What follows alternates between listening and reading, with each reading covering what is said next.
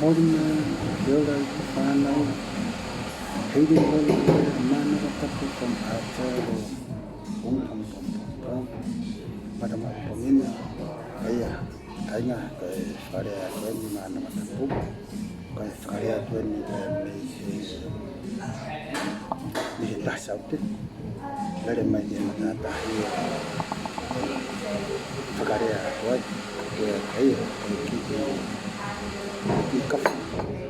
Café bem, mas foi mal, bom. Kaya faria tu kan ni ko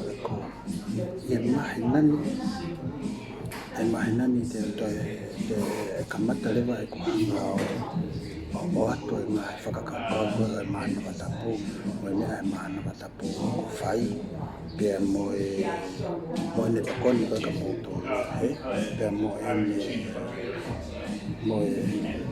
ngā au e koe whai koe na koe e mana watapu aia koe ka mea ko whai e mana watapu e lolo tonga atu koe ni ko te takai hola te takai atu ko mo ngai community ke ngai siasi pia mo ngai community ke takai atu e mana watapu kai atu e mana watapu o kalanoa atu e ke moto so koe oku kami ada performance atau koi one on one kami mana watapu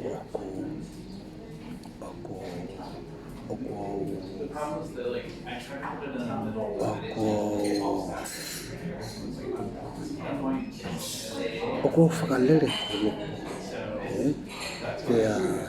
dan dah tahu aku tokonia pe tahu tahap one on one with people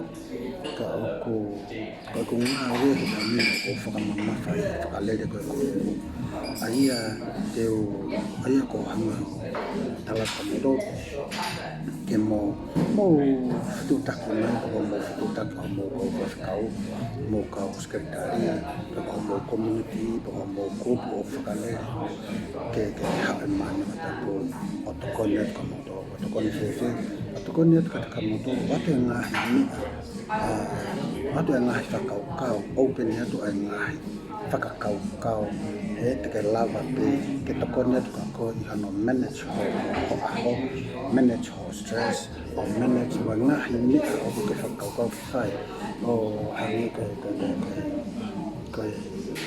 hangi pe ka financial position ko ako kapag ako kasi mao to ki more have more freedom i me pa nga na manage mo pa nga ke hangi te ka dai fan au te hangi te ko mo to ko na ko youth o ko mo firma o ko na ko ke mo mo firma ke mo tala noa ki ho mo matua ka mo mana bahe ta no mo matua mo te to kon ni lahi au ki to ka mo to ka pau ko ke saka ka ke se ma ki hiki ho o ke se ma ka promotion ki ma ho ka pau ko ke se ma you don't like your current job you want a new job that you always want to get it now, but it never happened. We can make it happen. Aku mak waktu I phone what they love our practice. I love our practice that we can hear. Strengthen the mind to make a better decision, to make a good decision, to make the decision to live more fulfilled.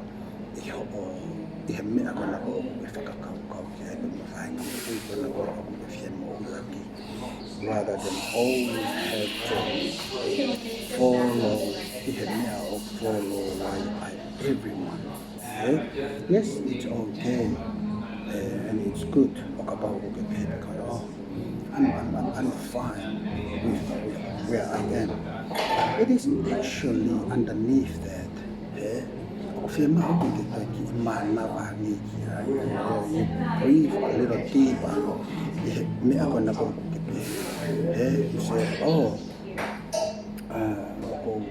tahu tu abulok tu pusino you know where na India le aku tahu mau ya kita aku tahu hanga aku tahu tu hanga gani tahu aku tahu tu ke kavenga de tahu apa na kavenga ke tahu mati tahu tu masih pada tahu tu masih baik oh okay tahu mati it is actually that's a very not good statement get out to no, we don't have to live fakakau but kau ko hai aku tahu mo ya ke fakakau ya ko fakakau mana mata doesn't believe that mana mata believe that you can do better and mana mata believe you are more than you know I love a man of that poor or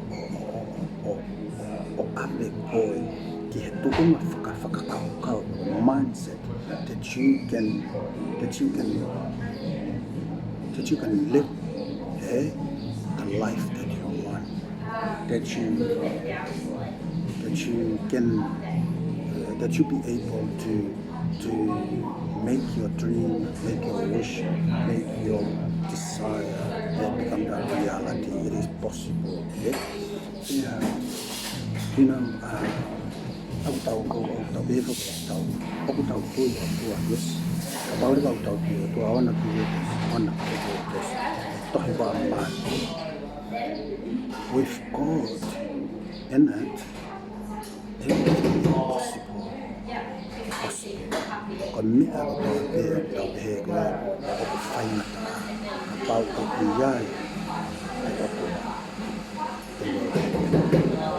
So when it comes to psychology, you know, if you see things in your mind, that means that God gave it to you, He a vision for you to embody. Okay, I will give my tua, I will tamai, I will give fanau, I will that case to you. I need on a go see a lot of so about what to go, that's mean it will happen. So it happened and about that you have the potentiality to make it happen.